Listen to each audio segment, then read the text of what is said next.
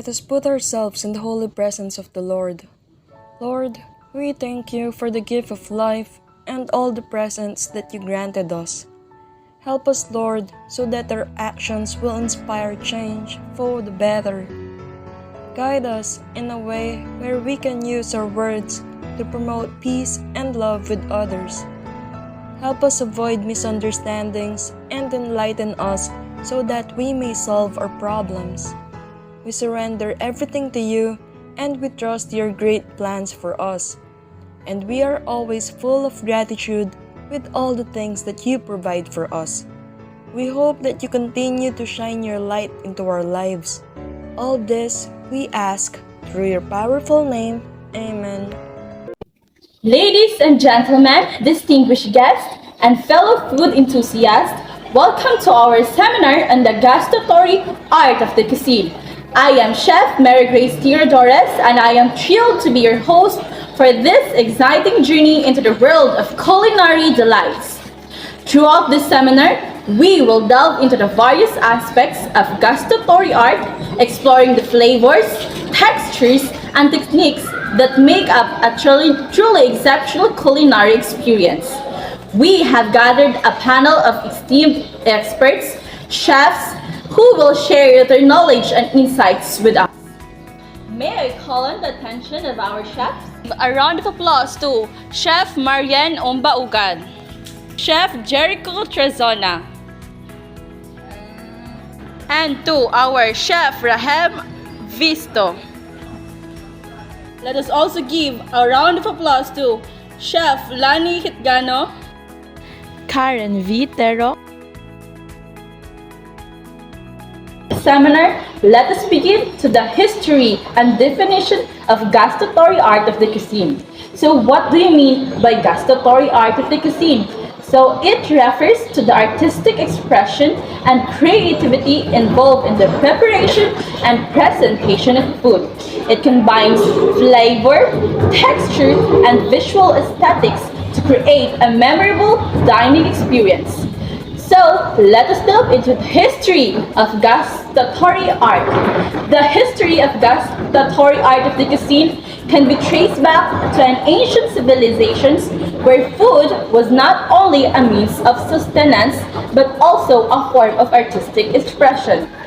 In ancient Egypt, for example, elaborate feasts were prepared for pharaohs and nobles, showcasing the culinary skills of the chefs. Throughout the history, various cultures have contributed to the development of gustatory art. Example, in ancient China, the art of food carving emerged where fruits and vegetables were intricately carved into beautiful shapes, while in medieval Europe, banquets were held to display the wealth and power of nobility, with elaborate dishes and table settings. The Renaissance period witnessed a significant shift in the perception of food as an art form. Italian chefs such as Bartolomeo Scapi emphasized the importance of aesthetics in food presentation. This led to the development of novel cuisine in the 20th century, which focused on lighter and more visually appealing dishes. So, notable figures in the world of gustatory art include renowned chefs like Auguste Escoffier. So, Auguste Escoffier is the father of the kitchen brigade, who revolutionized French cuisine, and Ferra Adria, known for his innovative molecular gastronomy techniques. Gustatory art has a profound cultural impact as it reflects the culinary traditions and heritage of a particular region. It also plays a role in shaping food tourism, with people traveling to experience the unique flavors and presentation styles of different cuisines. And that would be all the history and the definition of gustatory art of the cuisine. May I call on the attention of our chefs, Ms. Marian Baugan and Chef Jericho Trezona, for they will be discussing the techniques on how to plate like a chef.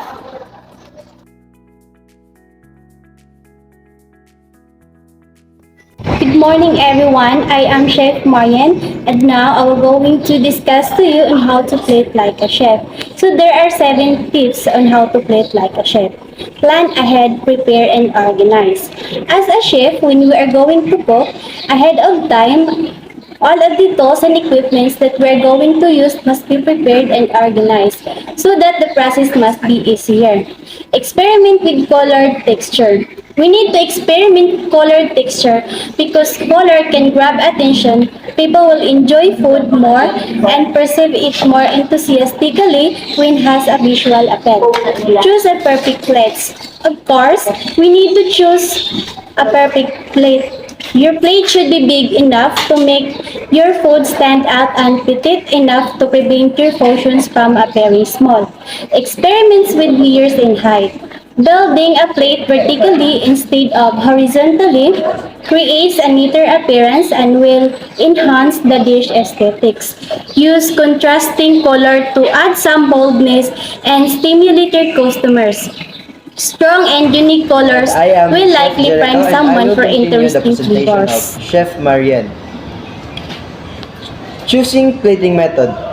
A well-plated dish not only appeals to the senses but also showcases the chef's skills and creativity. The way the dish is presented can greatly impact the diner's overall dining experience. Next, using the right tools, kitchen equipments, tools are important to prepare appetizers and food item as it makes our food easy to accomplish. There are specific tools for every form and we can use. And the last thing is considering how to change the color of food. Makes our guests amazed on how we prepare our food and makes them interested in trying our food.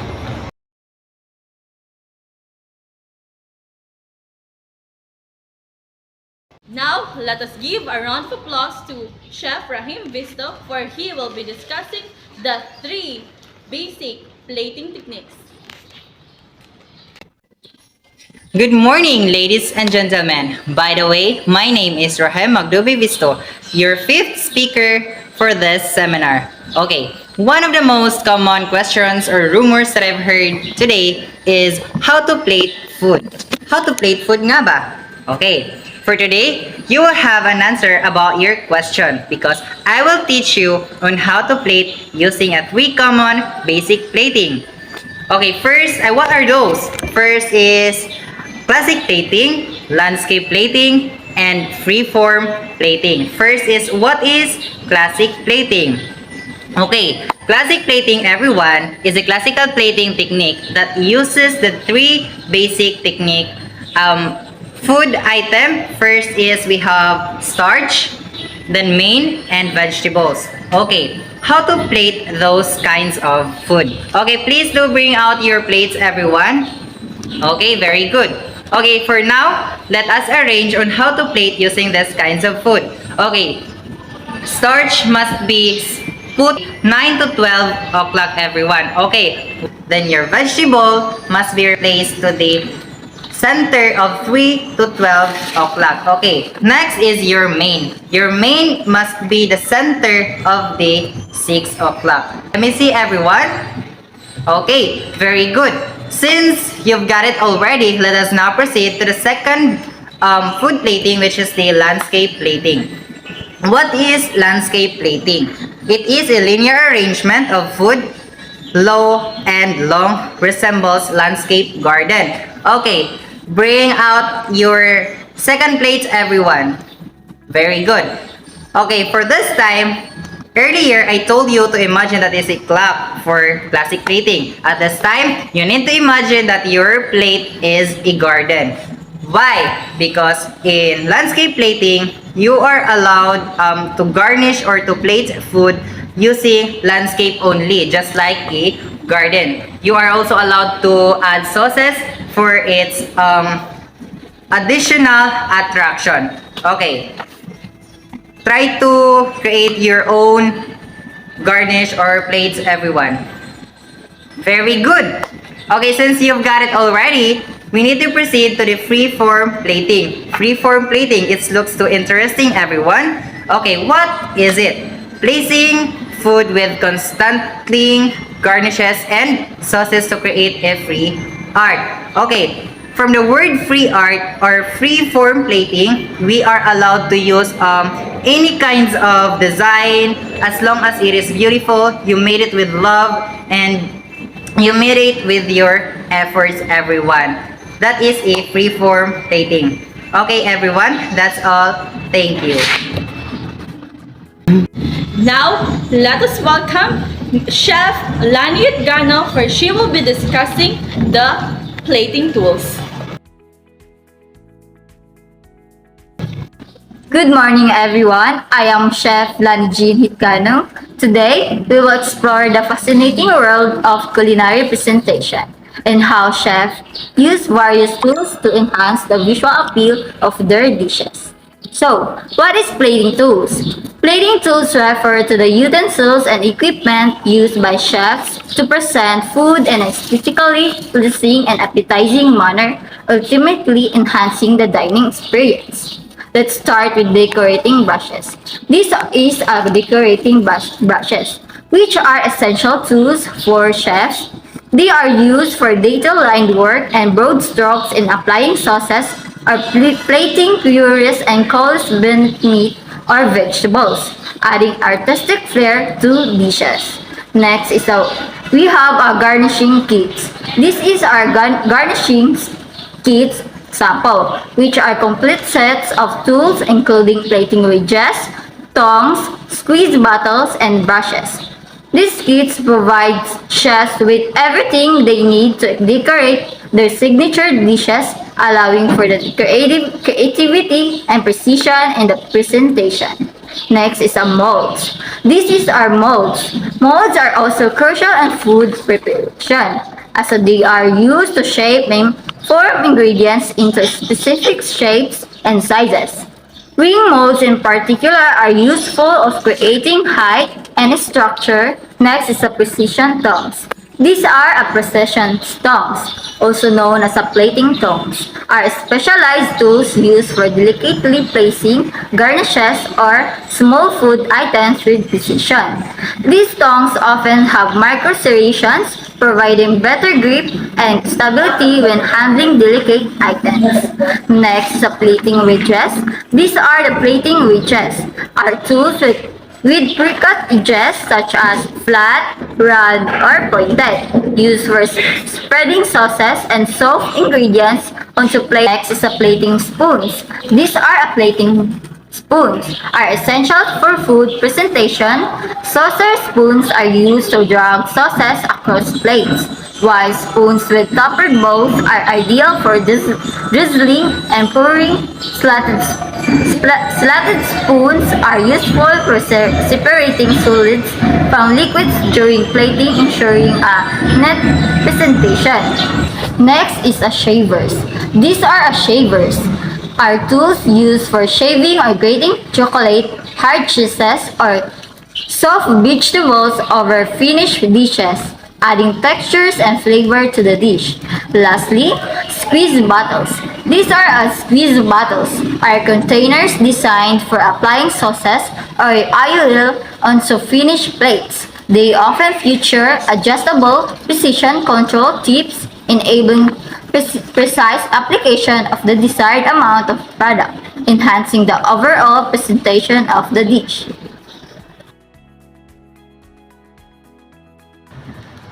And lastly, let us give a round of applause to Chef Karen Vitero, for she will be performing the basic food preparation techniques, the cutting techniques, and the 5 methods of food preparation. Good day, everyone. I am Karen Faith Bitero. Today, let's discuss the basic food preparation techniques. Mise en place is a French kitchen phrase that means putting in place or gathering. It refers to the discipline and organization a good chef exhibits in the kitchen. To practice mise en place, a chef should have all of their ingredients and supplies prepared and organized before they begin cooking. Why is mise en place is important in the kitchen? The importance of mise en place in a kitchen by making sure ingredients are prepped and workstations are organized before you begin assembling a dish. And by doing it, you'll save time. These are the 5 basic methods in food preparation. Number 1, boiling. This method involves cooking food in boiling water or other liquid ingredients. It is a versatile technique that can be used to prepare other ingredients such as pasta before incorporating them into another dish. Boiling requires the liquid mixtures to reach at least 212 degrees Fahrenheit or 100 degrees Celsius for boiling water. Second is the grilling. Grilling involves the use of an open flame or ignited coal on a special plate where the food is laid down. This technique is often used in steaks and burger patties and gives a distinctly smoky taste and grill marks characteristic of grilled foods. In addition, grilling requires a thorough cleaning of the grill equipment as it may cause cross-contamination in certain cases. Third is roasting.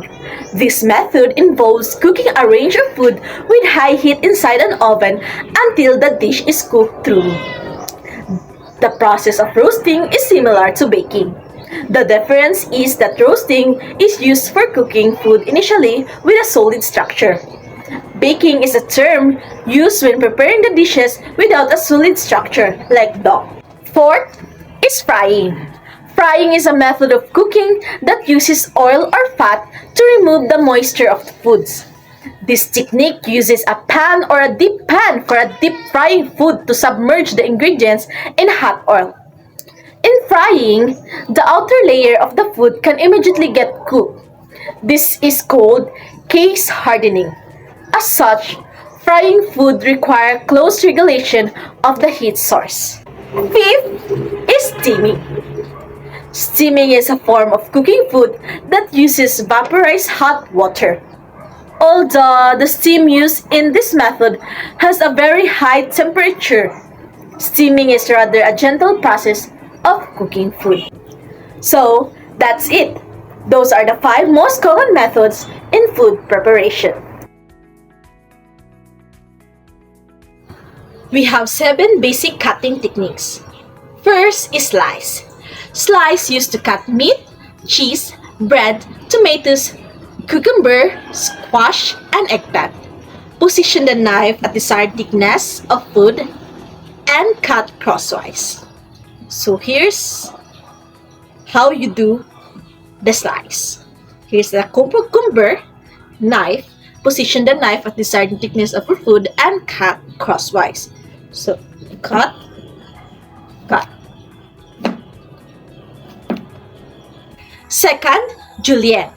Cut bell peppers, potatoes, and carrots into thin slices, then stack a couple of slices at a time and cut into 1/8 to 1/4 inch wide strip. So we have here a potato and let's cut it into julienne.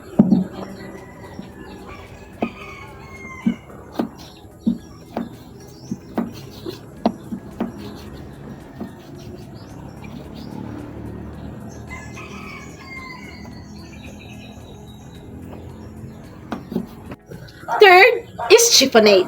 The chiffonade cut is often used for leafy green herbs. Roll a stack of leaves into a tube and then cut across the end of the strip. So I am using cabbage, so I roll it, so then cut across the end of the strip. This is how you do the chiffonade cut. Next is the buttonette cut. Slice the slides of the carrots or potatoes to make flat surfaces all around. Cut into planks about 1/4 inch across and then slice into 1/4 inch thick strips. Slice the slides to make flat surfaces.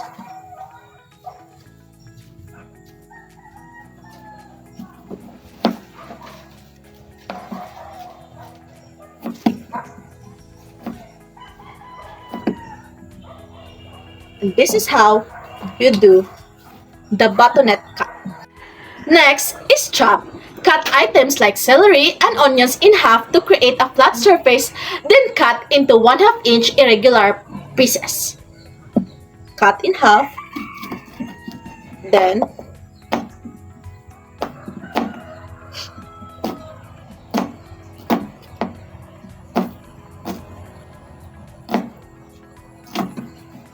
next is dice. First, julienne the veggies, then bunch them together and cut into 1/4 inch cubes. Use this method to chop vegetables into a manageable size for recipes. So, we have here the julienne cut, so bunch it together and cut it in 4 pieces to create a dice cut.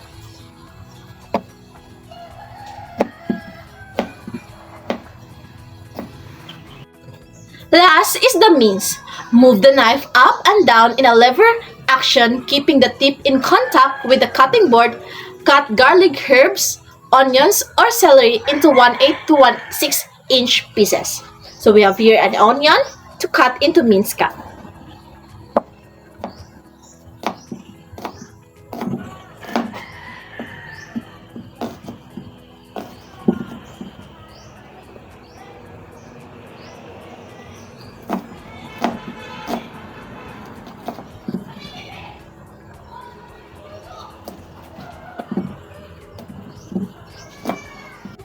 So that's it. Thank you for watching. Thank you everyone for coming today. I hope that this seminar gives you a lot of knowledge, and I hope that this seminar will serve as an unforgettable experience.